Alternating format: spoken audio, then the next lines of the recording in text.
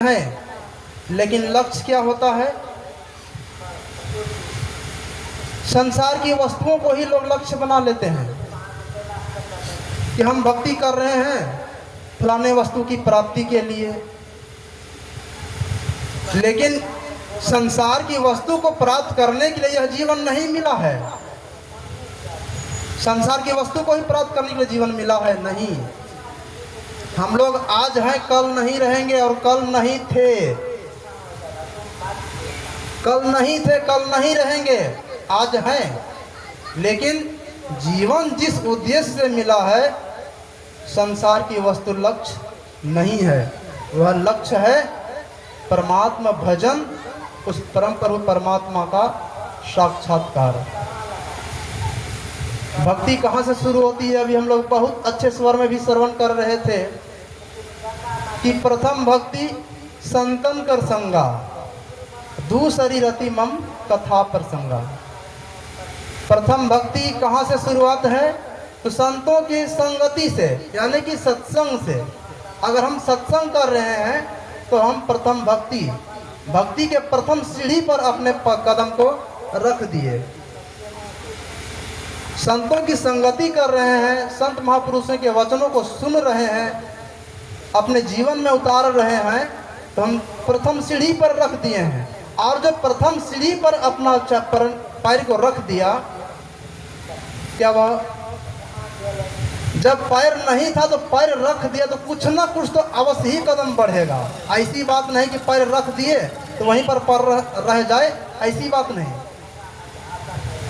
हमको कुछ होश नहीं था, कुछ ख्याल नहीं था।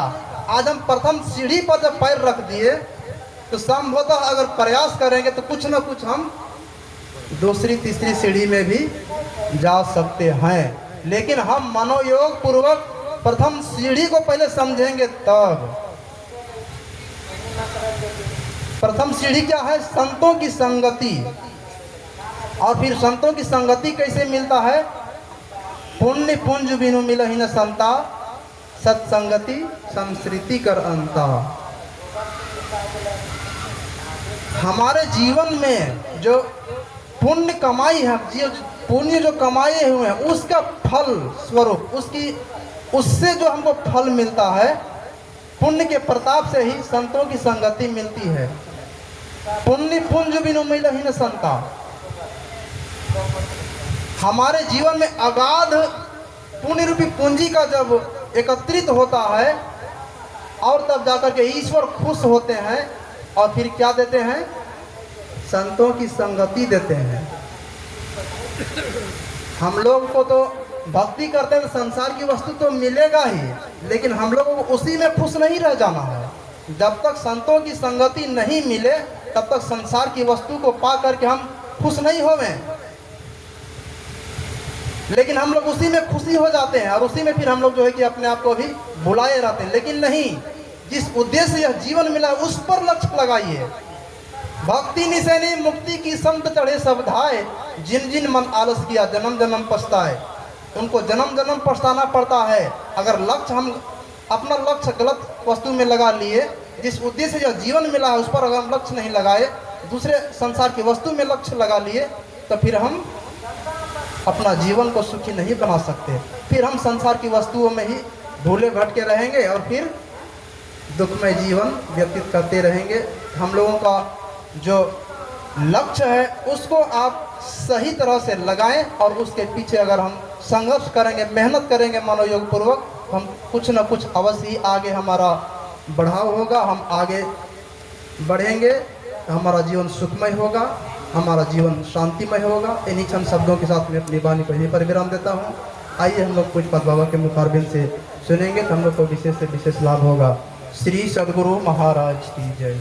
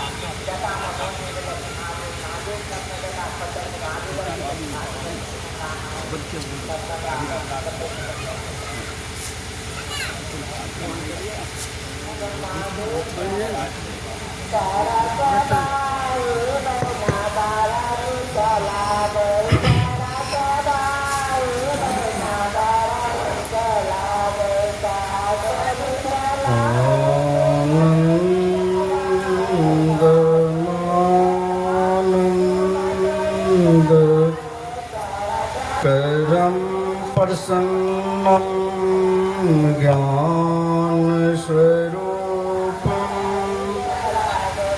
निर्बोध रूपं योगीन्द्रमेड्यं भवरोगवैद्यं श्रीमद्गुरुं नित्यमहं नमामि। यस्यां गिरिपङ्कज प्रभावात् भूत्वा कीर्तिमतं शीर्तिमाचरामि। तं सद्गुरुं सतत सर्वसुखं सद्गिरियं। थोड़ा सा आवाज बढ़ाइए। वंदे सदा विमल बोधघनं विचित्रं। वंदो गुरुपदकंज कृपा सिंधु नररोपहरि। महामोहतम पुंज जासु बचन रविकर निकर।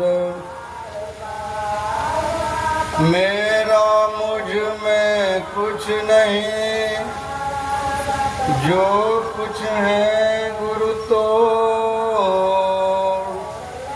तेरा तुझको सौंपता क्या लागत है गुरुमों।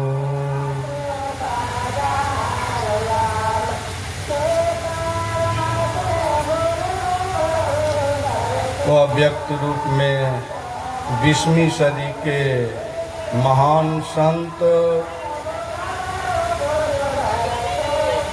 परमाराध्य संत सद्गुरु महाराज जी के पावन पवित्र श्री युगल चरणों में ये दास का सशत नमन।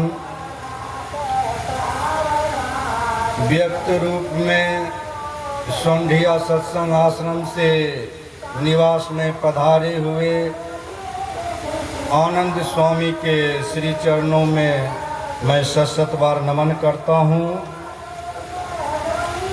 और इस पवित्र मंच पर बैठे हुए साधु समाज को मैं प्रणाम करता हूँ। और सत्संग सभा में उपस्थित धर्म प्रेमी सज्जनों, माताओं तथा भक्ति स्वरूपा बहनों, सबों के श्री चरणों में मैं दंडवत प्रणाम करता हूँ। धर्म प्रेमी सज्जनों, माताओं तथा भक्ति स्वरूपा बहन, हम लोगों को जानकारी हो चुका है कि हमारे अयोध्या बाबू अपने सुपुत्र सुमन कुमार के विवाह के अवसर पर यह सत्संग का आयोजन करा रहे हैं। इस आयोजन में पाठ का प्रतिपाद्य विषय ईश्वर की भक्ति है और ईश्वर की भक्ति के संबंध में संवाद है भगवान श्री राम और माता सबरी की, कि भगवान श्री राम के धर्म पत्नी कौन है आप लोग जानते होंगे? जगत जननी माँ सीता। का जब रावण हरण कर लिया तो भगवान श्री राम और लक्ष्मण दोनों भाई सीता जी को ढूंढने लगा। ढूंढते ढूंढते आगे भी बढ़ रहे हैं और सीता के लिए भगवान व्याकुल हो रहे हैं। इतना व्याकुल हो रहे हैं कि भगवान रो गए सीता के लिए, रो भी गए और गाछ वृक्ष पशु पक्षी से पूछने भी लगे, हे पर्वतराज, कहीं आपने देखा मेरी सीता मृगनयनी? हे पक्षीराज, कहीं आपने देखा मेरी सीता मृगनयनी? आपने मेरी मृगनयनी सीता को देखे हैं? कौन ले गए हैं बताओ। भगवान पशु पक्षी से पूछ रहे हैं, पहाड़ पर्वत से पूछ रहे हैं और सीता जी के लिए रो रहे हैं।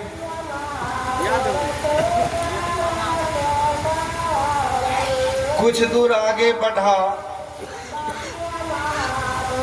तो भगवान को अगस्त जी मिल गया, गुरु। भगवान श्री राम के दीक्षा गुरु अगस्त जी।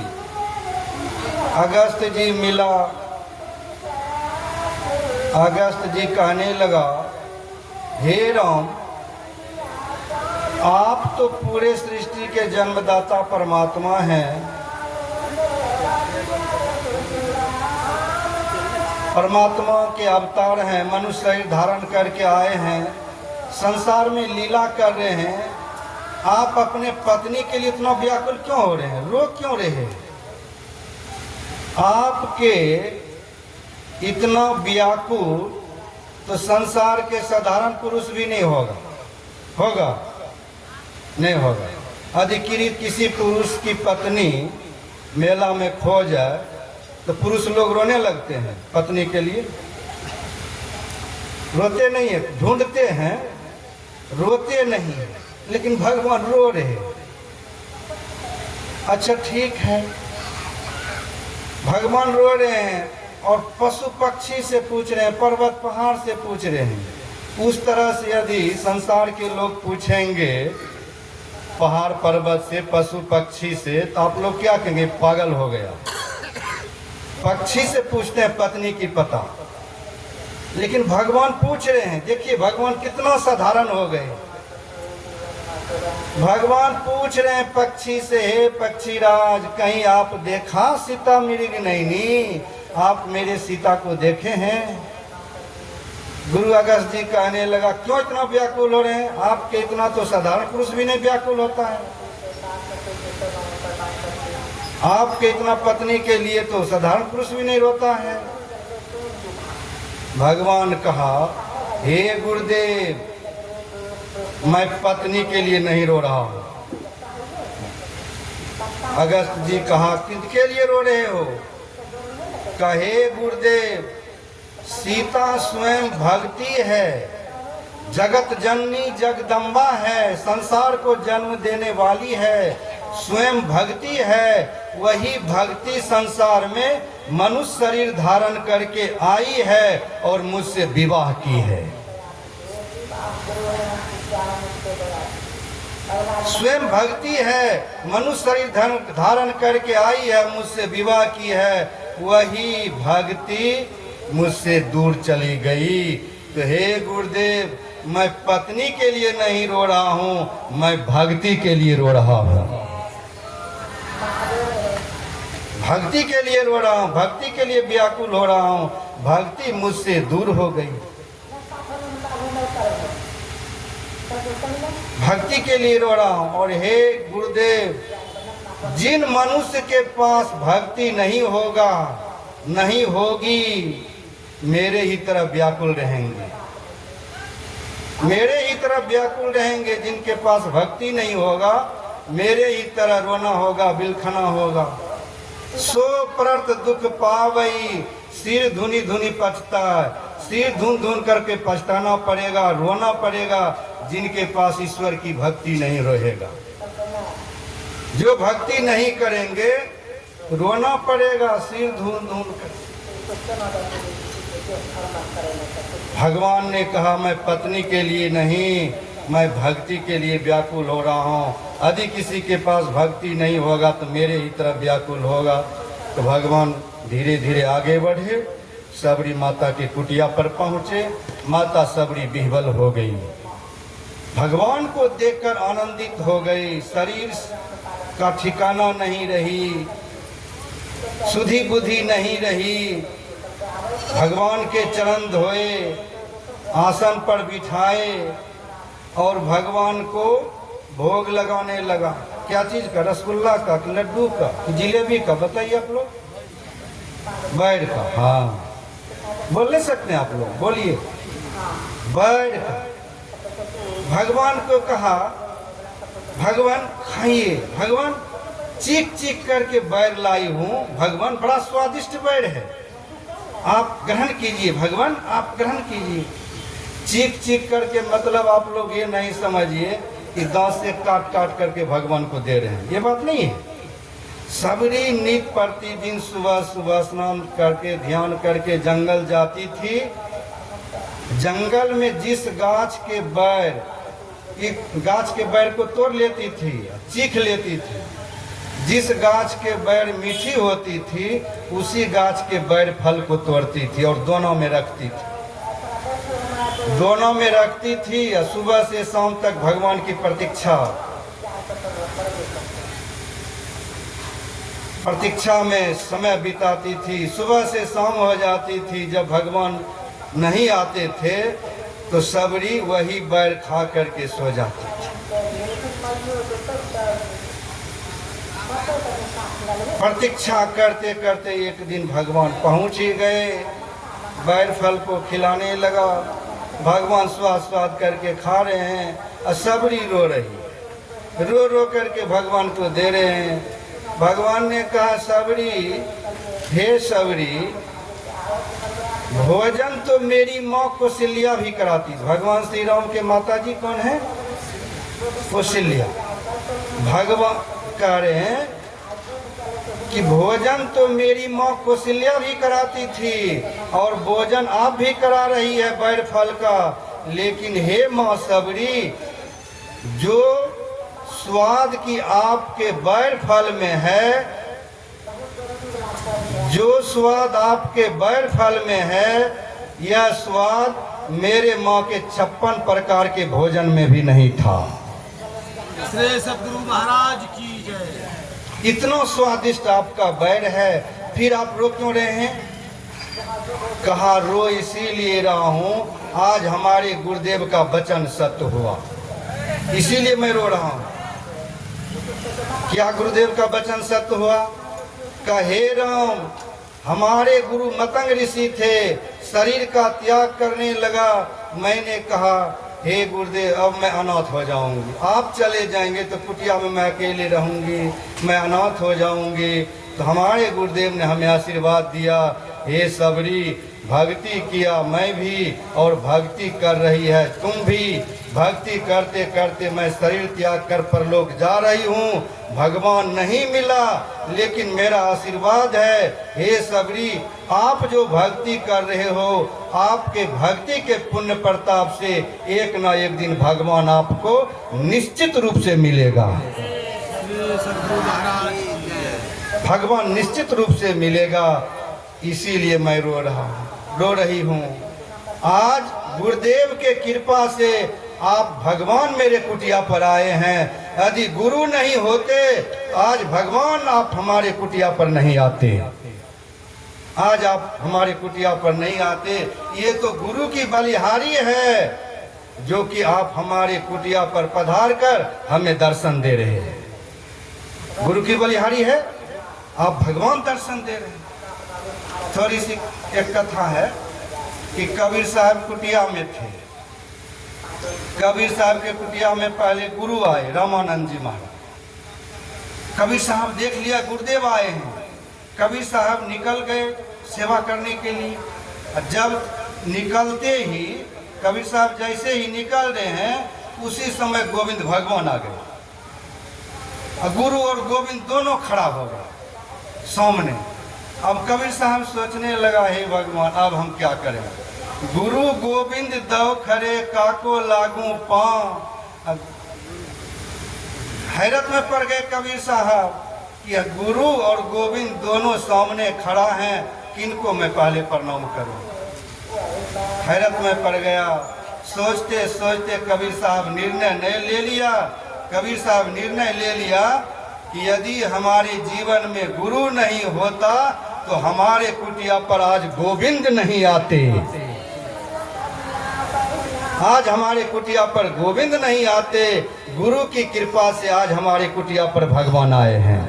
इसलिए बलिहारी गुरु की है, पहले गुरु को प्रणाम करना चाहिए। कबीर साहब गए, पहले गुरु को प्रणाम किया, तब भगवान को प्रणाम किया। भगवान बड़ा खुश हो गया। भगवान खुश हो गया। भगवान कहा, मुझसे विशेष हैं संत, मुझसे बड़े हैं संत।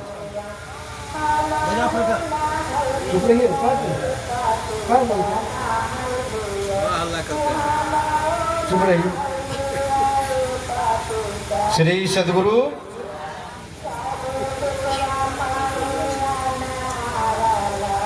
आज गुरु के कृपा से आज हमें भगवान आप दर्शन दे रहे हैं। मैं कृत हो रही हूँ, धन धन हो रही हूँ। इसीलिए आनंद की आंसू बहा रहे हैं। आनंद की आंसू समझ रहे हैं? आनंद की आंसू और क्रोध के आंसू में अंतर होता है। का आनंद की आंसू बहा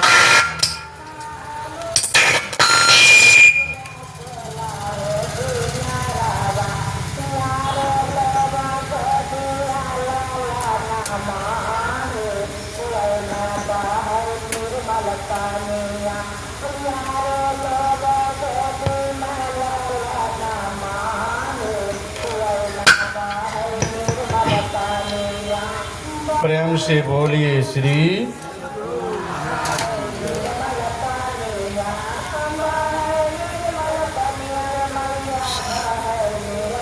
भगवान पहुंच गए। भगवान माता सबरी को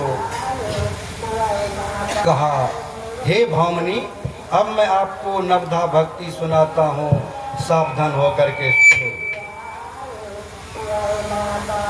भगवान माता सबरी को जैसे ही भामनी कहा, भामनी का अर्थ होता है सुंदरी।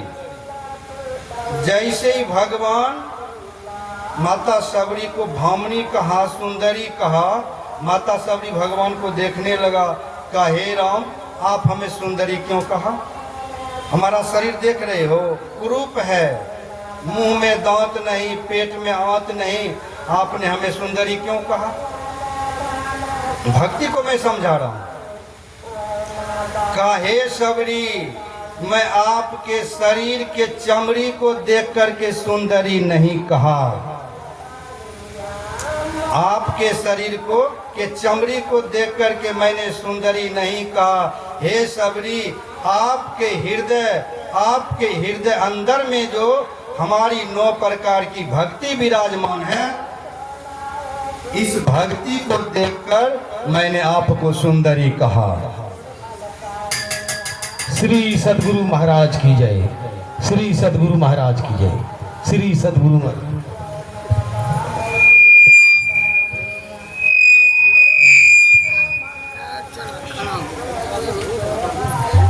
स्वागतम गुरुदेव शरणागतम गुरुदेव।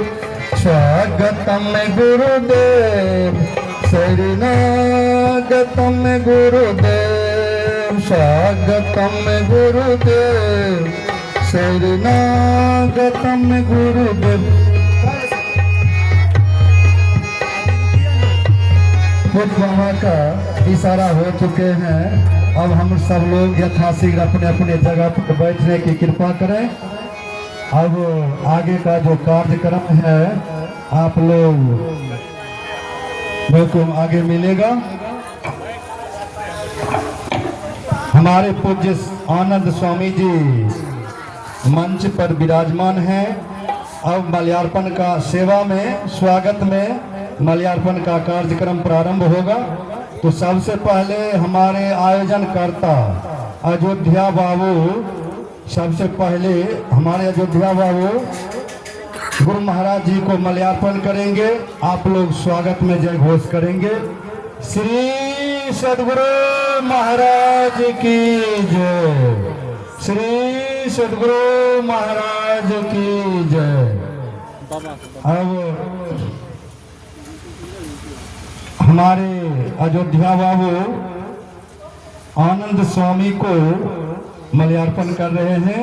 आप लोग स्वागत में जय घोष करें। श्री सद्गुरु महाराज की जय। सुमन कुमार, अयोध्या बाबू के सुपुत्र सुमन कुमार भारतीय रेलवे डिपार्टमेंट में सर्विस कर रहे हैं। इन्हीं की शादी है विवाह के अवसर पर। श्री सद्गुरु महाराज की जय। अब किनका नाम है?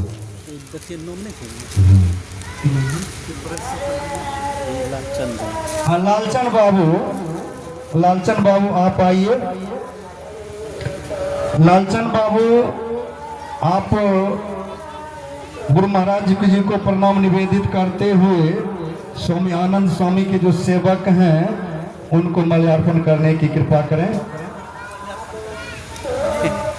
बैठ के बोलिए, बैठ के बोलिए, बोलिए आप ही बोलिए। हाँ, रविंद्र बाबा को माल्यार्पण। श्री सद्गुरु महाराज की जय।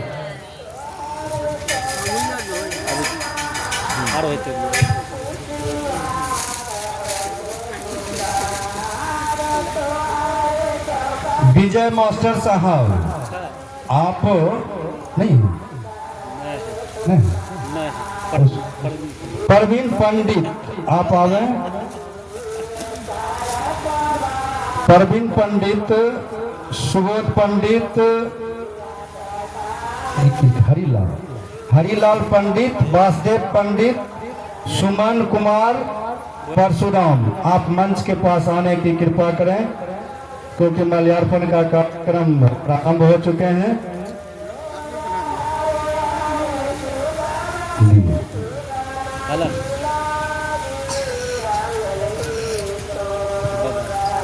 गुरु महाराज जी को प्रणाम निवेदित करते हुए आप बाबा को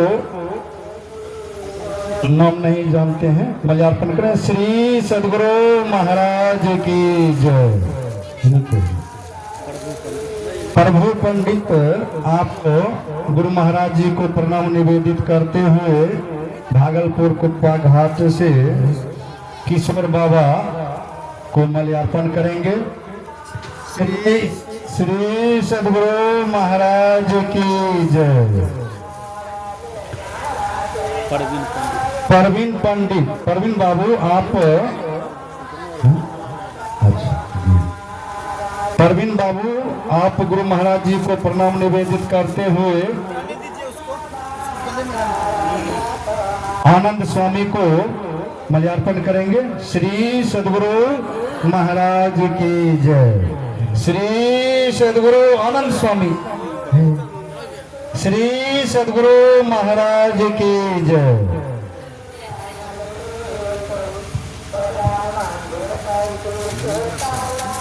सुबोध पंडित कहिए। सुबोध बाबू मैनेजर साहब, बैंक मैनेजर साहब आप आइए।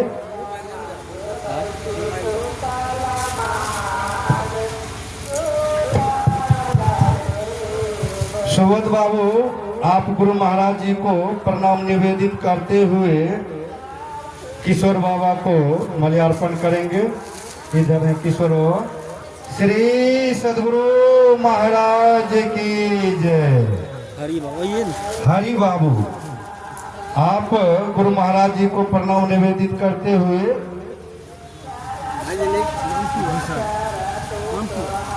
भूषण बाबा को मल्यार्पण करेंगे। भूषण बाबा। श्री सद्गुरु महाराज की जय।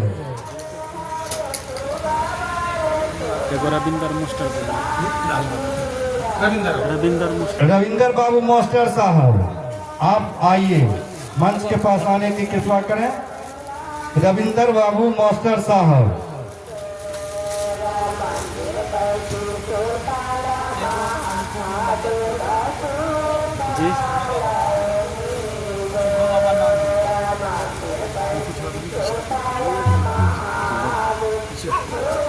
रविंदर बाबू मास्टर साहब, आप गुरु महाराज जी को प्रणाम निवेदित करते हुए हमारे नाल वादक हैं, आप उनको माल्यार्पण करने की कृपा करें।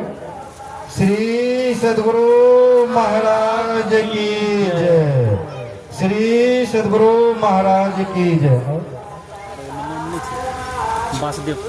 वासुदेव बाबू आप आइए। आप गुरु महाराज जी को प्रणाम निवेदित करते हुए, गुरु महाराज जी को प्रणाम निवेदित करते हुए मुक्ति बाबा को माल्यार्पण करेंगे। श्री सद्गुरु महाराज की जय।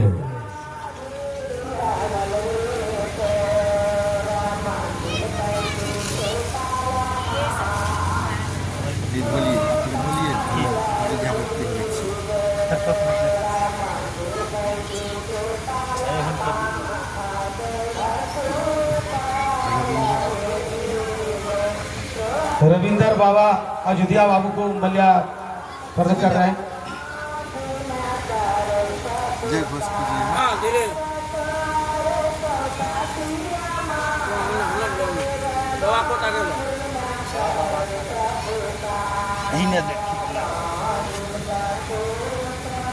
श्री सद्गुरु महाराज की जय, श्री सद्गुरु महाराज की जय, श्री सद्गुरु महाराज की जय, श्री सद्गुरु महाराज, श्री सद्गुरु महाराज की जय।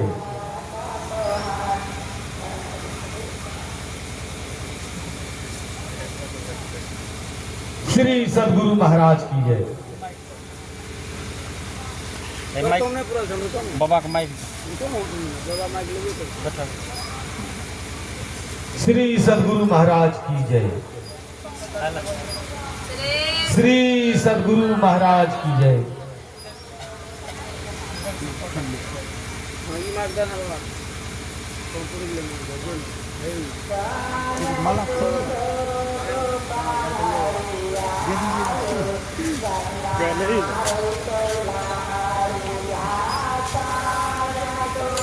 श्री सद्गुरु महाराज की जय।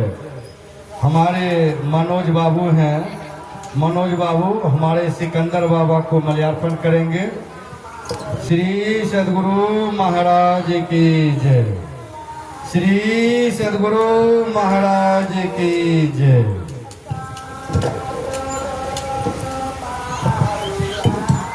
अब पूज्य आनंद स्वामी से आप लोग पीयूष वचन सुनेंगे, अमृत वचन सुनेंगे। मैं तो आपको थोड़ा बहुत सुना ही दिया। अब भरपूर प्रवचन को सुनेंगे और जब तक प्रवचन का कार्यक्रम हो आप लोग शांति बनाए रखने की कृपा करेंगे। श्री सद्गुरु महाराज की जय।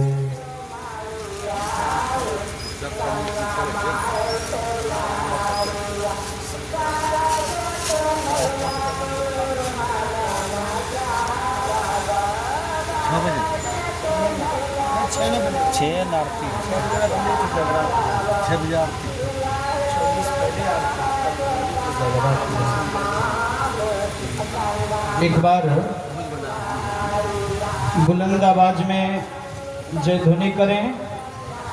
श्री सद्गुरु महाराज की जय।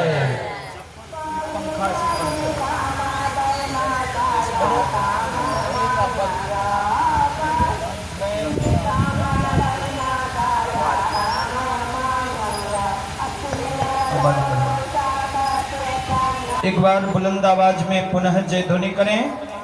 बोलिए गुरुदेव भगवान की जय। अखंड मंडलाकारं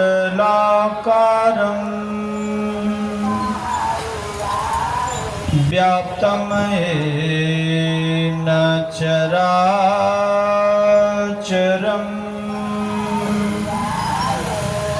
तत्पदं दर्शितं येन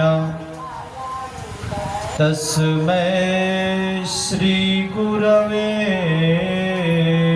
नमः। धन्य धन्य सतगुरु सुखद महिमा कही न जाय। जो कछु कहूँ तुम्हारी कृपा मोते कछु न बसाय। जो कछु कहूँ तुम्हारी कृपा मोते कछु न वशाय। सर्वक्षण स्मरणीय अनंत श्री विभूषित परमाराध्य सद्गुरु महाराज जी के पावन श्री चरणों में कोटिशः नमन। मंचासीन वंदनीय साधु समाज, इस सत्संग रूपी त्रिवेणी में स्नान करने वाले धर्म प्रेमी सज्जनों, धर्मशिला माताओं तथा भक्ति स्वरूपा बहनों, सबों को मेरा हार्दिक नमन है और निवेदन है कि एक बार बुलंद आवाज में जय ध्वनि करें। श्री सद्गुरु महाराज की जय। आज का यह विशेष कार्यक्रम, जैसा कि आप लोगों को ज्ञात हो चुका है, हमारे आदरणीय श्री अयोध्या बाबू के सुपुत्र सुमन जी के विवाह से पूर्व यह सत्संग का आयोजन हो रहा है।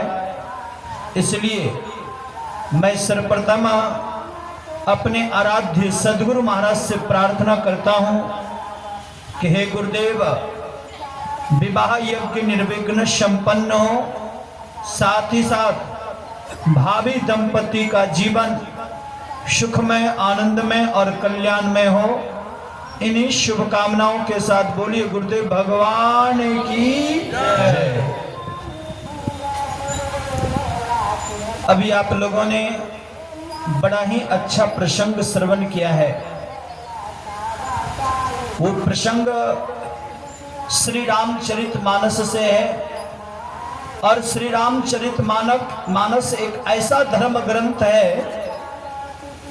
जिनके द्वारा राजनीति, कूटनीति, धर्म नीति और परिवार में कैसे जिएंगे, एक दूसरों का सम्मान कैसे करेंगे, बड़ों को छोटे के साथ कैसा व्यवहार करना चाहिए, ये तमाम तरह की जानकारी रामचरितमानस से मिलती है। लेकिन साधारण लोग रामचरितमानस को सिर्फ किस्सा कहानी का ग्रंथ मानते हैं। यदि रामचरितमानस का अध्ययन विचार पूर्वक किया जाए तो हमारे जीवन में आध्यात्मिक उन्नति के साथ साथ भौतिक उन्नति भी होगी। लेकिन जो सिर्फ किस्सा कहानी समझकर रामायण को पढ़ते रहेंगे, पूरा जीवन भी पढ़ते रहेंगे, उससे समुचित लाभ नहीं होगा। एक बार की बात है, एक महात्मा जी स्टेशन पर बैठकर रामचरितमानस के गुटका को अध्ययन कर रहे थे। इतने में एक नवदंपति पहुंचे। नवदंपति ने पूछा कि महाराज जी क्या कर रहे हैं? तो महात्मा जी ने बड़ी शालीनता पूर्वक कहा कि मैं रामायण का अध्ययन कर रहा हूं। युवक ने कहा महाराज जी क्या आपने रामायण का अध्ययन कभी नहीं किया? तो महात्मा जी ने कहा हाँ जी, एक बार नहीं अनेकों बार अध्ययन किया हूं, लेकिन जितनी बार रामायण का अध्ययन करता हूं उतनी बार कुछ न कुछ नई बातें सामने आती है। युवक हंसने लगे और उन्होंने कहा, गुरुजी मैंने रामायण का एक बार अध्ययन किया, पूरी कहानी याद है, यदि आप कहिए तो मैं सुना दूं। तो महात्मा जी ने मुस्कुराते हुए कहा कि प्रभु की कथा को कोई सुनावे और मैं नहीं सुनूं, ऐसा नहीं हो सकता। मेरा सौभाग्य होगा कि तुम सुनाओगे और मैं प्रभु की कथा का श्रवण करूंगा।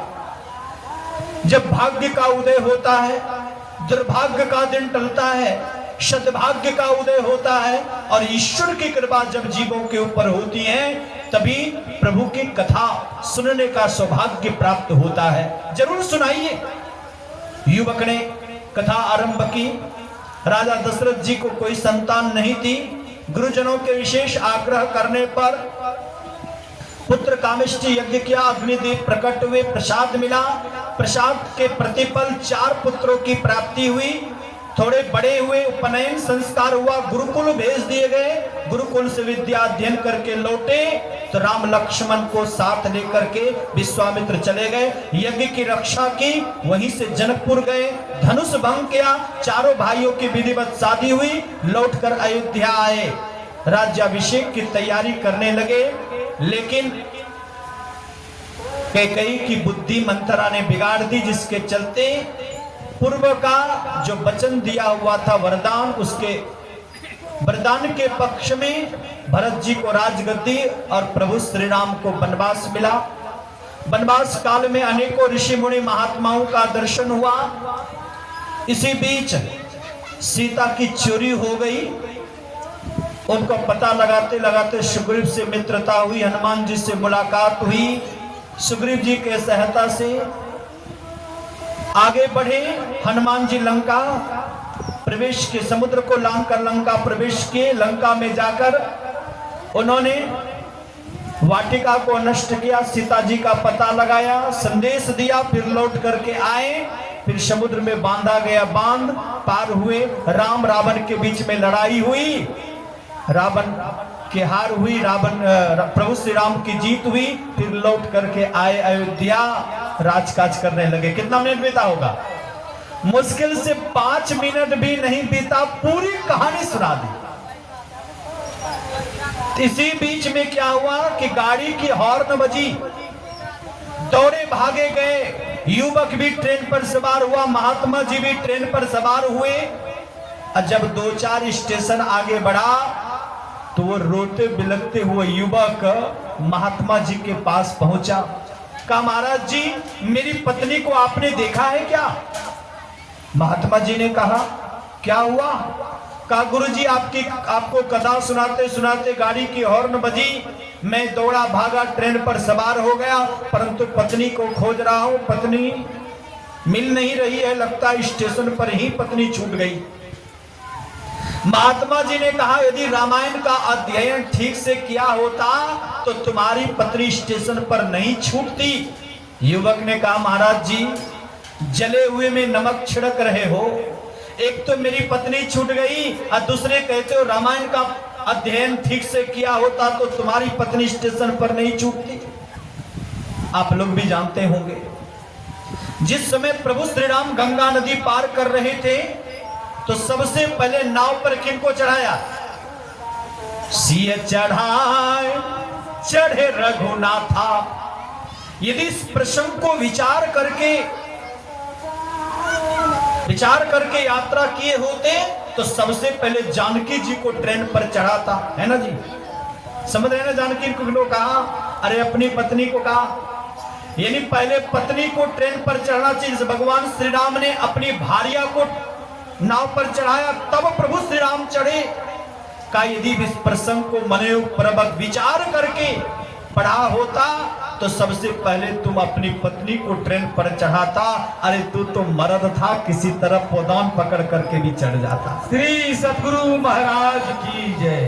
रामायण का अध्ययन किया परंतु मनन पूर्वक अध्ययन नहीं किया, इसलिए जो समुचित लाभ मिलना चाहिए वो नहीं मिला। आज ऐसे ही प्रसंग आप लोगों ने सुना। मैं प्रसंग को विषयांतर करूंगा क्योंकि यह सत्संग जो है विवाह के उपलक्ष्य पर है। इसलिए विशेष विवाह पर मुझे चर्चा करनी है। प्रसंग में आप लोगों ने सुना कि प्रभु श्री राम का शुभागमन माता सबरी के कुटिया पर हुआ है। माता सबरी ने यथोचित सेवा की है और पहले चरण पखारी, फिर दंडवत होकर के प्रणाम की और प्रणाम करके हाथ जोड़ करके खड़ी हो गई। आज लोग प्रणाम करने के लिए भी बहुत सारे लोग भूल गए हैं।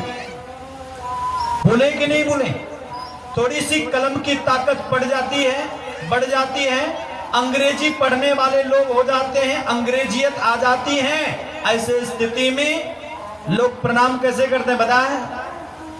अब चरण छूने की बात नहीं है।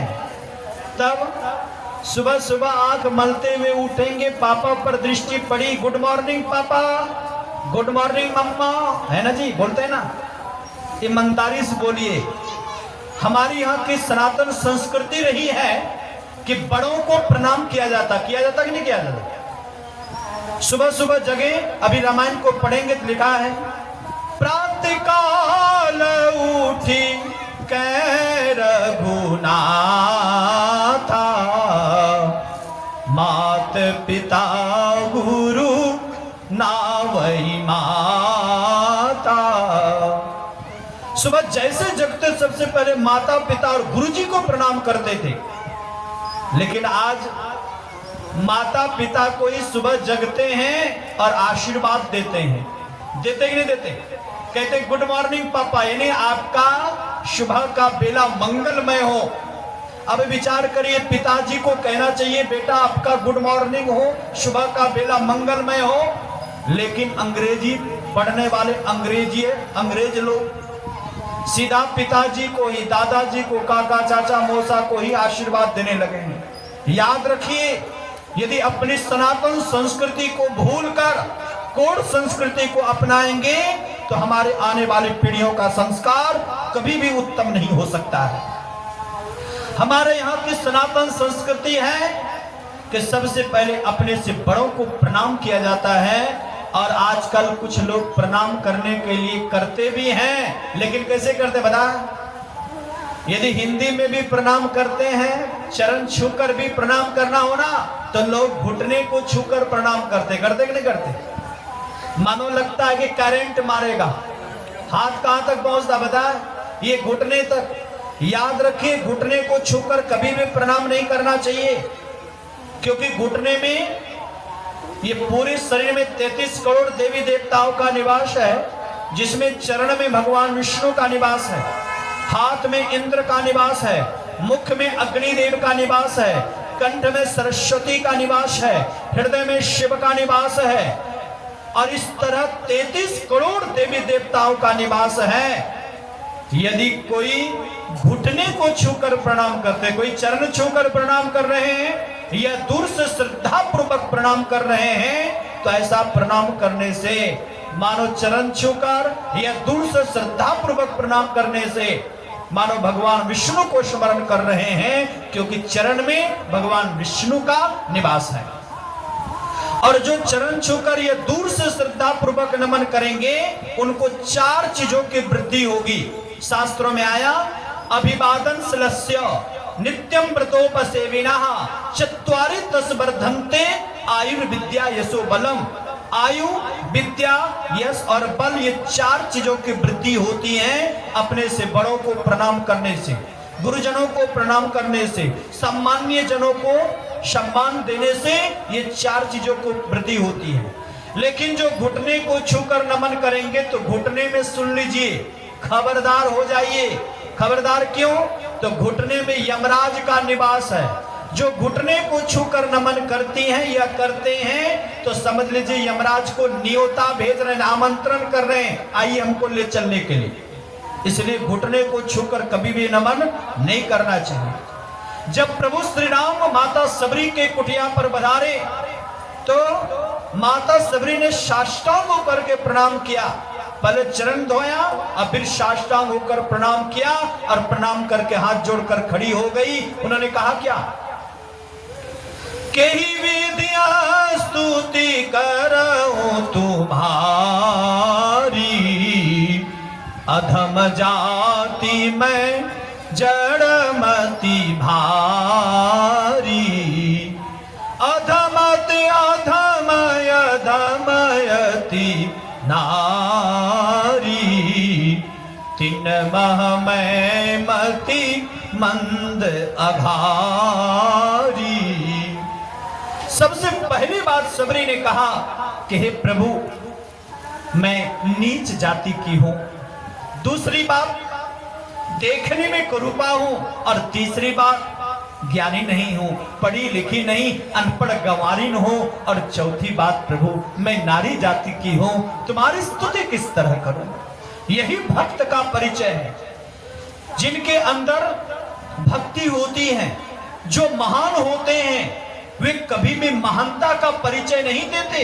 जैसे वृक्ष में फल लगता है तो डाली स्वतः झुक जाती है, उसी तरह जिस साधु साधक सत्संगी में साधना में तरक्की होने लग जाती है, वे सरल हो जाते हैं, विनम्र हो जाते हैं। ये सरलता, विनम्रता, ये महापुरुषों का श्रृंगार है, आभूषण है।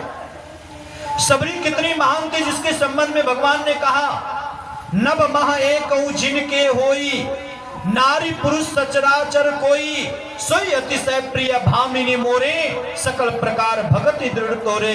भगवान श्री राम कह रहे, 9 भक्ति में जिनको एक भी भक्ति हो जाए, हे सबरी, वो मेरे लिए अतिशय प्यारा है। और तुझ में तो सब प्रकार की भक्ति है। तो विचार करिए, भगवान के लिए कितनी लाडली होगी, कितनी तपस्विनी होगी, कितनी साधना मई सबरी होगी।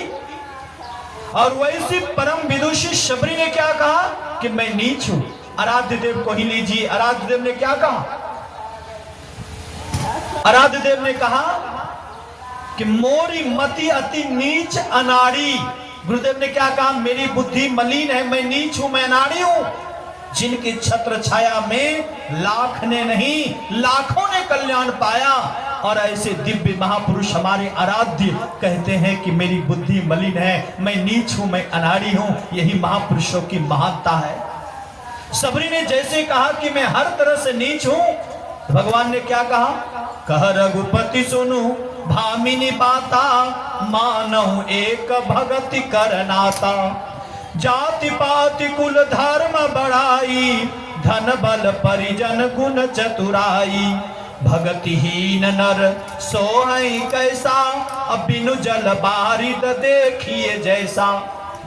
भगवान ने कहा, हे भामिनी, हे सुंदरी, मेरी बात सुन। सबरी कैसी थी?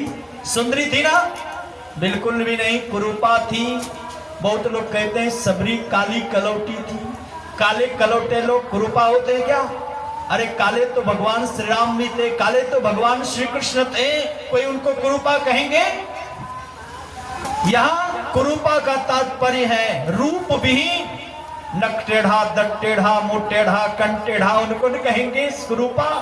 सबरी ऐसी कुरूपा थी जिनको देखने मात्र से बच्चे डर जाए, वैसी कुरूपा थी। लेकिन भगवान ने उसको सुंदरी कहा। क्यों?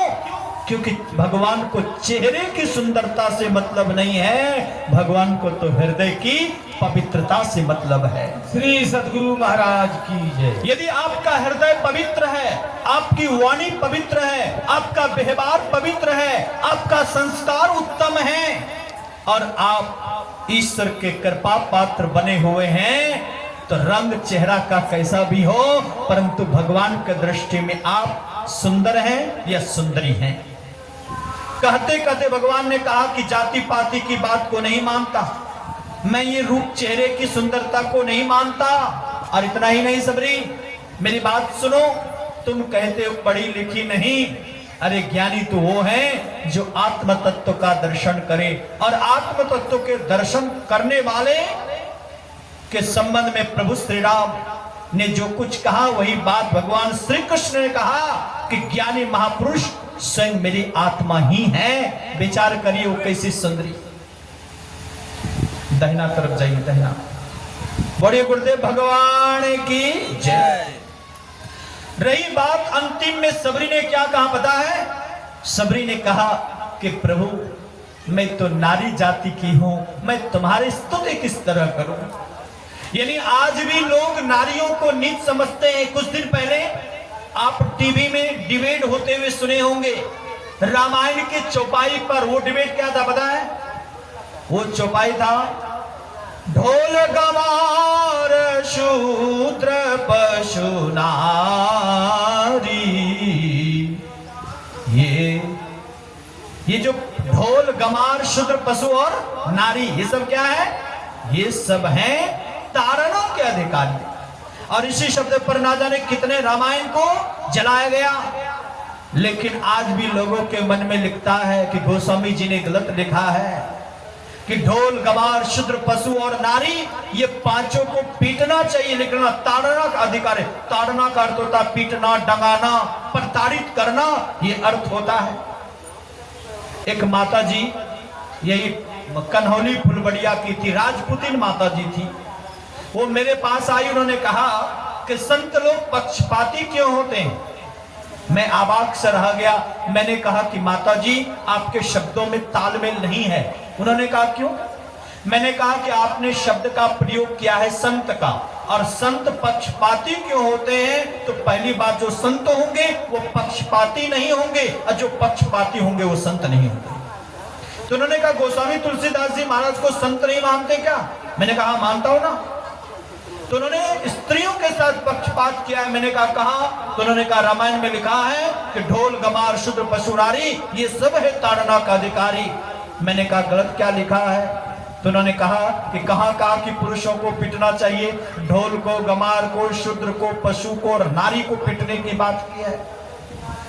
मैंने कहा माता जी समझने में आपको भूल है, शायद आप लोगों के मन में भी संदेह उत्पन्न होता होगा कि स्त्रियों को पीटने की बात कही गई है, कहां पुरुषों को पीटना चाहिए। लेकिन ये समझने की बात है, गोस्वामी तुलसीदास जी महाराज ने जो शब्द का प्रयोग किया है, मात्र 3 शब्द है, ध्यान से सुनिए।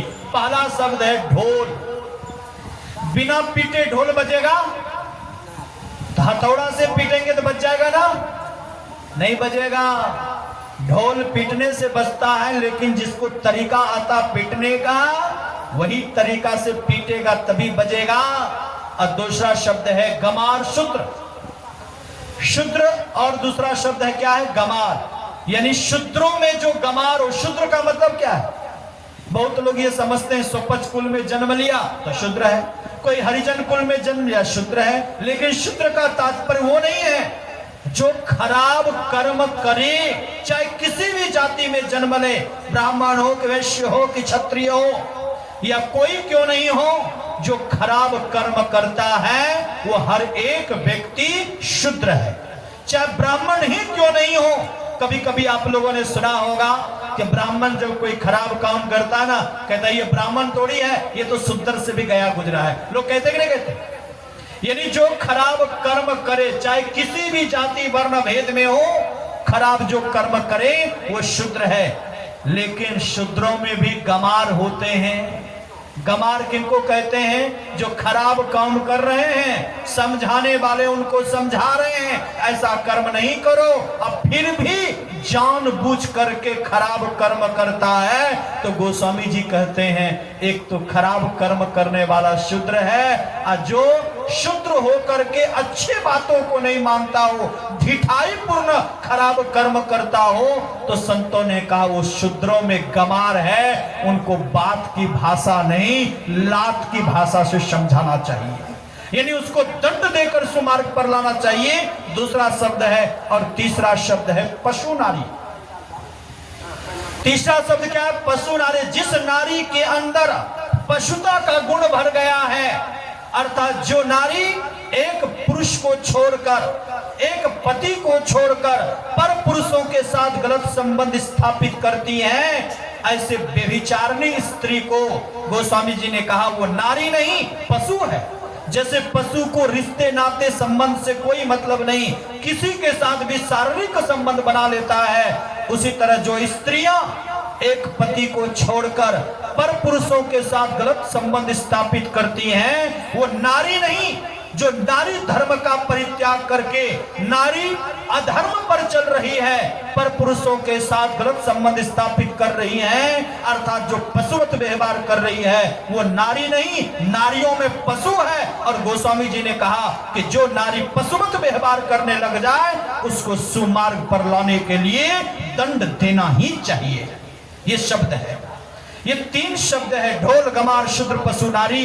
ये पहला शब्द ढोल, दूसरा शब्द गमार शूद्र और तीसरा शब्द है पशु नारी। इसलिए भगवान श्री राम ने कहा कि सबरी नारी नीच नहीं होती।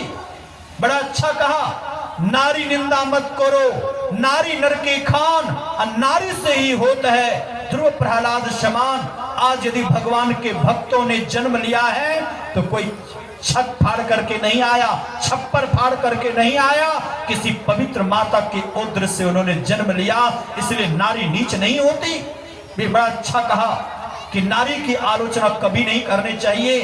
शास्त्रों में तो यहां तक आया कि जिस घर में नारी का सम्मान नहीं होता है, जिस घर में बड़े बुजुर्गों का सम्मान नहीं होता, नहीं माता पिता, बूढ़े माता पिता का सम्मान नहीं होता है, उस घर में कितना हो धन कमा लीजिए लेकिन धन ठहरेगा नहीं, बल्कि इधर से आएगा और दूसरे तरफ किसी न किसी बहाने चला जाएगा। इसलिए यदि धन धर्म पूर्वक कमाया जाए और धर्म के पूर्वक यदि अपने से बड़ों का सम्मान किया जाए, आदर किया जाए और लक्ष्मी का सम्मान हो तो उस घर में धन का कभी भी अभाव नहीं होगा। ये लिख लीजिए, गांठ बांध लीजिए। इसीलिए प्रभु श्री राम ने साफ शब्दों में कहा कि नारी नीच नहीं होती, और यदि नारी नीच होती तो नारी अनसुईया भी तो नारी थी, सांडली भी तो नारी थी, सावित्री भी तो नारी थी, शबरी भी तो नारी थी।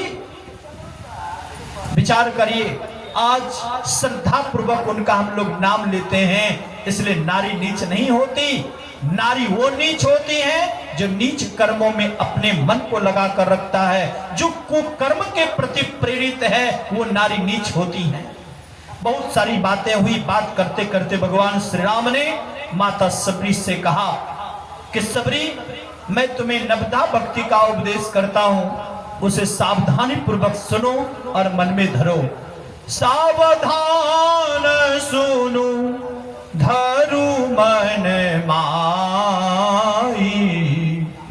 सबसे पहली बात क्या कहा भगवान ने? सावधानी पूर्वक सुनो। बहुत लोग सुनते हैं, हाँ गुरुजी तो बड़ी अच्छी बात सुना रहे थे, आनंद स्वामी जी ने बड़ी अच्छी कथा सुनाई, यहां से गए, रोड पर गए, सास बहू की कहानी शुरू हो गई, तो ऐसा सत्संग सुनने से, ऐसा कथा सुनने से कोई लाभ नहीं मिलेगा। इसलिए भगवान श्री राम ने नवधा भक्ति का उपदेश करने से पूर्व सबसे पहली बात उन्होंने कहा, सावधानी पूर्वक सुनो। और सुन करके क्या कहा? धरु मन माही। सावधानी पूर्वक सुन करके मन में धारण करो, यानी अपने जीवन में उतारो। तो भगवान श्री राम ने सुनाया क्या? तो भगवान श्री राम ने कहा कि सबसे पहली बात कि भक्ति करो। ये भगवान श्री राम ने कहा। मैंने प्रातः काल के सत्संग में कहा था कि भक्ति क्यों करें। आज हम लोग भक्ति का तात्पर्य बहुत लोग नहीं समझते। भक्ति का मतलब क्या समझते हैं? ज्यादातर लोग यही समझते होंगे, अगरबत्ती पान फूल प्रसाद चढ़ा दीजिए अपने आराध्य के आगे, अब प्रणाम कर लीजिए, हो गई भक्ति। यही समझते हैं भक्ति। लेकिन भक्ति का तात्पर्य है भव से तरने की युक्ति का नाम भक्ति है। भव मतलब संसार, संसार के दुखों से छूटने की कला का नाम भक्ति है। ये संसार के दुखों से छूटने के लिए ये बाहरी आडंबर की जरूरत नहीं है। अपने मन को प्रभु चरणों का दास बना करके अपने मन को प्रभु चिंतन में लगा कर रखो। बहुत लोग दिन रात चिंता में डूबे रहते हैं। पूछो कि भजन क्यों नहीं करते हो? क्या करें गुरुजी, चिंता ही चिंता है। चिंता समाप्त हो जाए तब ना भगवान का चिंतन करो। ईमानदारी से बोलिए, क्या चिंता करने से समस्याओं का समाधान हुआ? अब किनका हुआ, हाथ उठा करके बताइए। किसी का भी नहीं। एक बात याद रख लीजिए, चिंता करने वाले चिता की ओर जाते हैं और चिंतन करने वाले भगवान की ओर जाते हैं, क्योंकि चिंता और चिता में मात्र अनुस्वार का अंतर है। च में छोटी मात्रा, अनुस्वार तो आकर चिंता, चौ में छोटी मात्रा, अतोम आकर चिता, अर्थात जो चिंता करता है वो चिता की ओर जाता है, लेकिन जो चिंतन करता है वो भगवान की ओर जाता है। इसलिए चिंता कभी मत करिए, चिंतन करेंगे आपके चिंता का स्वयं समाधान हो जाएगा। इसलिए चिंता छोड़ करके चिंतन में अपने मन को लगा कर रखिए। जो चिंतन करके भगवान की ओर बढ़ेगा उनके सारे समस्याओं का समाधान होगा। कहा कैसे? तो जैसे बच्चे को देखे होंगे, छोटा बच्चा है, डोगा डेगी जो प्योर रखता है, उस बच्चे को देखेंगे माँ क्या करती, उसको इशारे से अपने तरफ बुलाती, थोड़ी दूर पर खड़ा करके इशारा से अपने तरफ बुलाती है। माँ बुलाती ना, बच्चा का नाम लेकर के माँ पुकारती है, बच्चा धीरे धीरे पाँव बढ़ाता है, एक पाँव बढ़ाया, दूसरा बढ़ाया, अब माँ देखते रहती है, तीसरा बढ़ाने लगता है, बच्चा लड़खड़ाने लग जाए, माँ को लगता है अब गिर जाएगा बच्चा, तो माँ क्या करती है, उस बच्चे को गिरने देती है ना, ताकि हाथ पैर मजबूत हो, गिरने देती है ना, हरगिज नहीं। यदि 2 पग 3 पग बच्चे ने पाँव बढ़ाया माँ के तरफ बढ़ने के लिए, अब बच्चा लड़खड़ाने लग जाए तो माँ क्या करती है, दौड़ करके जाती है, लपक करके बच्चे को पकड़ करके अपने सीने से लगा लेती है। जैसे बच्चा का हृदय सच्चा है, मन पवित्र है, मन में कोई छल प्रपंच नहीं है, सच्चे हृदय से यदि माँ के तरफ बच्चा बढ़ता है तो माँ को बच्चे को माँ गिरने नहीं देती है। ठीक उसी तरह यदि भक्तों का हृदय सच्चा हो, मन पवित्र हो, मन में कोई छल प्रपंच नहीं हो, सच्चा हृदय से यदि भगवान की भक्ति करके भगवान की ओर बढ़ेगा तो ऐसे भक्त को भगवान अधोगति में गिरने कभी नहीं देंगे। बस हम लोगों का हृदय बच्चे के तरफ पवित्र होना चाहिए। लेकिन आज हम लोग क्या करते हैं, अपने हृदय को पवित्र नहीं करते, बस बनावटी दिखावटी भक्ति में लगे रहते, रखते नहीं।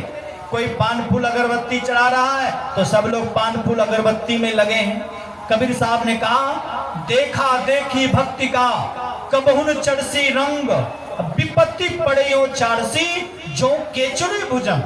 देखा देखी भक्ति करेंगे बिना प्रेम की भक्ति, वो भक्ति का रंग नहीं चढ़ेगा। इसलिए गुरुदेव ने क्या कहा, प्रेम भक्ति गुरु दीजिए विनमो कर जोड़ी।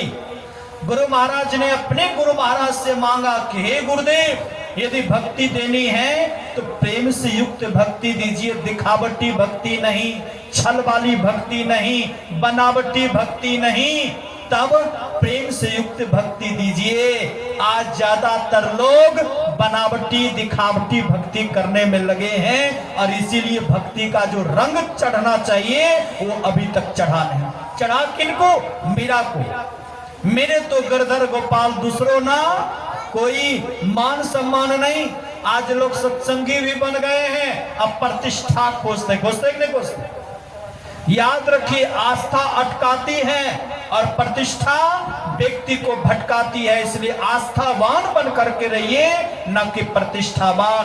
प्रतिष्ठावान बनकर रहेंगे तो आपका जीवन भटकते रहेगा और इसी दिखावटी बनावटी भक्ति में लगे रहेंगे। जीवन में जो समुचित लाभ मिलना चाहिए वो लाभ से हम वंचित रहेंगे।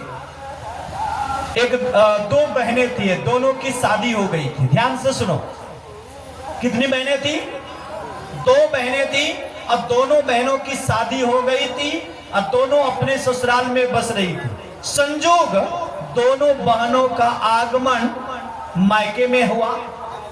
बड़ी बहन बड़ी प्यार से बोलती थी, मीठी वाणी बोलती थी, इसलिए घर में भी सम्मान होता था और ससुराल में भी, यानी मायके में भी ससुराल में भी। लेकिन छोटी बहन के बोली में नरमपन नहीं था, मिठास नहीं थी, वो करकसा बोली बोलती थी। कभी सत्य भी बोले तो कटु सत्य बोलती थी। एक बात याद रखिए, सत्य भी हो तो प्रिय सत्य होना चाहिए। हमारे गुरुदेव ने कहा, सत्य सुहाता वचन कहिए। जैसे बहन है, अब बहन को कोई कह दे, ए बाप की बेटी इधर सुन, बात सत्य है कि नहीं? पिता की बेटी है कि नहीं है? लेकिन उसको बाप की बेटी नहीं कह करके दीदी या बहन बोलते हैं। तो उससे प्यार उपजता है। कटु है, सत्य है परंतु कटु है। संतों ने कहा कटु सत्य कभी भी नहीं बोलना चाहिए। छोटी बहन जब भी बोलती थी कटु सत्य बोलती थी और बड़ी झगड़ करके बोलती थी, इसलिए न मायके में सम्मान होता था न ससुराल में। एक दिन की बात है, दोनों बहनें आई थी। बड़ी बहन के घर से एक चिट्ठी आई। उस समय हाय हेलो की व्यवस्था बिल्कुल भी नहीं थी। चिट्ठी आई और संजोग छोटी बहन के हाथ लगी। देखा जीजाजी का पत्र है, पत्र को खोल करके पढ़ ली। जैसे पढ़ने लगी तो उसमें हाल समाचार के बाद अंतिम में लिखा था, जब से तुम घर से गई हो घर सुना सुना लग रहा है। यदि तुम घर में रहती हो तो लगता है कि साक्षात लक्ष्मी है घर में। तुम मेरी घर की साक्षात लक्ष्मी हो। जल्दी लौट आओ मायके से, तुम्हारे बिना मेरा भी मन नहीं लग रहा है। छोटी बहन ने जब ये चिट्ठी पढ़ी, पत्र पढ़ा, वो जल भुन गई। आखिर दीदी क्या काम करती है जो घर परिवार वाले लोग लक्ष्मी कहते हैं। काश हमें भी लक्ष्मी कहते तो कितना अच्छा होता। बड़ी बहन की विदाई होने लगी। समय था ज्येष्ठ वैशाख का महीना, माघ पुष का महीना। अब माघ पुष के महीने में कितनी गर्मी होती है ना। अच्छा ठंडी होती है। तो माघ पुष के महीने में विदाई हुई, उसमें प्रचंड ठंडी। और ठंडी के समय में विदाई जब होने लगी बड़ी बहन की, छोटी बहन मायूस होकर सिर झुकाकर बैठी थी। बड़ी बहन ने कहा, अरे बहन तुम इतने नाराज क्यों हो, निराश क्यों हो? बहुत पूछा। तब छोटी बहन ने कहा, दीदी जब तुम्हारी शादी हुई थी तभी मैं तुम्हारे ससुराल को गई थी। कुमारी थी तब गई थी। तुम्हारे ससुराल जाने की बड़ी इच्छा है। बड़ी बहन ने कहा, गलती तो मुझे से हो गई। जल्दी तैयार हो जाओ, मेरा सौभाग्य है कि मेरी लाडली बहन मेरे ससुराल को जाएगी। प्यार से उसको तैयार करके साथ लेकर गई। पता है छोटी बहन क्यों गई थी? सीखना है कि दीदी क्या काम करती है। जो घर परिवार वाले लोग लक्ष्मी कहते हैं वही काम करके हम मुझे भी लक्ष्मी कहलवाना है। यही सीखने के लिए गई थी। संजोग बड़ी बहन के घर 10-15 दिन तक रही। एक दिन जीजाजी भोर का समय, उस समय घर घर शौचालय की व्यवस्था नहीं थी। भोर का समय प्रचंड ठंडी थी, शौचालय गए तो पत्नी थी, पति से प्रेम था। देखा कि चादर भी नहीं ओढ़ कर गए हैं, जो स्वेटर पहने हैं जैकेट पहने हैं उतने गए हैं और ठिठुर जाएंगे। तो उधर शौचालय गए, इधर बेचारी सुस गरम करके पानी रखी, पानी गुनगुना करके रखी, सुस गरम करके रखी। जैसे पति महोदय आए तो हाथ में गर्म पानी का कमंडल, साबुन और पीढ़िया, समझते हैं ना, बैठने वाला बैठकी लेकर गए। बैठने के लिए पति महोदय को दिए। बड़ी खुशी हुई, हाथ में साबुन दी और खुशी हुई। और जैसे गुनगुना पानी हाथ पर गिराया तो हाथ तो ठिठुर गया था, और जैसे गर्म पानी हाथ पर लगा बड़ा अच्छा लगा, मुंह से अनायास निकल गया, आहा सचमुच में तुम मेरे घर की लक्ष्मी हो। यदि गर्म पानी हाथ पर नहीं डालती तो मैं तो ठिठुर सा गया था। साक्षात मेरे घर की लक्ष्मी हो। छोटी बहन का कोर्स पूरा हो गया। यानी गर्म पानी हाथ पर डालने से लक्ष्मी कहते हैं।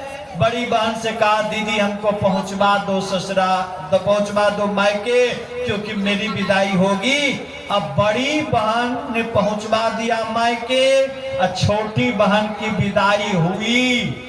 वो समय था ज्येष्ठ वैशाख का महीना और उस समय गर्मी की ठंडी, प्रचंड गर्मी। और गर्मी के समय में उसकी विदाई हुई। जिस दिन गई उसके दूसरे दिन ही उनके पति महोदय दोपहरिया में लोटा लेकर गए शौचालय। और तब तक ये बेचारी पानी को खौला करके रखी। जैसे शौचालय से आए तो एक हाथ में पीढ़िया, खौलाया हुआ पानी का कमंडल और साबुन लेकर आगे बढ़े। पति ने देखा, लगा कि इस बार कुछ सीख करके आई है। पीढ़िया बैठने के लिए दिया, बड़ी खुशी हुई। हाथ में साबुन दिया तो और खुशी हुई। लेकिन जैसे ही खौलाया हुआ पानी हाथ पर डाला तो उसको लक्ष्मी कहे होंगे ना जी। लक्ष्मी क्या कहेंगे, एक टोकरी गाली बक दी। विचार करिए, यदि पति से प्रेम होता तो फ्रिज का पानी लाकर उनके हाथ पर डालती, तब ना लक्ष्मी कहते। तो आज जो भक्ति हो रही है, बनावटी दिखावटी भक्ति हो रही है। तो दिखावटी भक्ति से, बनावटी भक्ति से कैसे दूर होंगे, वास्तविक भक्ति का परिचय कैसे होगा। इसलिए प्रभु श्री राम ने भक्ति के शुरुआत के क्रम में कहा कि हे सबरी, यदि भक्ति करना चाहती हो तो प्रथम भगति संतन कर संगा। सबसे पहली बात, संत का संग करो। क्यों संत का संग करें? तो प्रभु श्री राम ने कहा कि भगवान से भी बढ़कर के संत होते हैं। पलटू साहब ने कहा सबसे बड़े हैं संत। दूसरा नाम है कीजे 10 अवतार तिन्हें प्रणाम है। ब्रह्मा विष्णु महेश सकल संसार है। अरे हारे पलटू, सबके ऊपर संत मुकुट सिरदार हैं, सबसे बड़े संत हैं। यहाँ तक कि भगवान से भी बढ़कर संत हैं। कहेंगे वो कैसे? तो जब जब भगवान ने धरा पर अवतार लिया, चाहे प्रभु श्री राम के रूप में हो, भगवान श्री कृष्ण के रूप में हो, ब्रहा के रूप में हो या नरसिंह रूप में हो, जिस रूप में भगवान ने अवतार लिया, तब जब जब अवतार लिया तब उन्होंने पापियों का नाश किया है। किया है कि नहीं किया? भगवान राम का अवतार हुआ तो रावण कुंभकर्ण का वध हुआ। भगवान कृष्ण का अवतार हुआ, कंस शिशुपाल का वध हुआ। भगवान ब्रहा का अवतार हुआ, हिरण्याक्ष का वध हुआ। भगवान नरसिंह ने अवतार लिया तो हिरण्यकश्यपु का वध हुआ। यानी जब जब भगवान ने अवतार लिया तब उन्होंने पापियों का नाश किया है। लेकिन जब जब संत का अवतार हुआ, संतों ने इस धराधाम पर अवतार लिया तो इन्होंने पापियों का नाश नहीं किया, बल्कि उनके पाप का नाश करके जीवों का उद्धार किया है। ये संत का सही स्वभाव है। इसलिए संतों ने कहा सबसे बड़े संत हैं। इसी बात को एक बार और समझिए। संत जो हैं, संत अपने विचार, व्यवहार, संस्कार से चरित्र का निर्माण करते हैं। आज हमारे आराध्य देव की जो पूजा हो रही है, ये चित्र की पूजा हो रही ना? बोली हो रही कि नहीं हो रही है? ये चित्र की पूजा नहीं, चरित्र की पूजा हो रही है। संत चित्रवान नहीं, चरित्रवान बनने की शिक्षा देते हैं। यानी खराब कर्म करने वाले, कुचरित्र वाले को भी सुचरित्रता प्रदान करने में सामर्थ्य यदि कोई है तो संत है। आप रत्नाकर का नाम सुने हैं, जिनके संबंध में कथा आती है कि 7.5 मन जनेऊ हो गया था, इतने लोगों को मारा था। तो विचार करिए, जनेऊधारी लोगों को इतना मारा था, 7.5 मन जनेऊ हो गया था, तो बिन जनेऊधारी व्यक्ति को कितना मारे होंगे।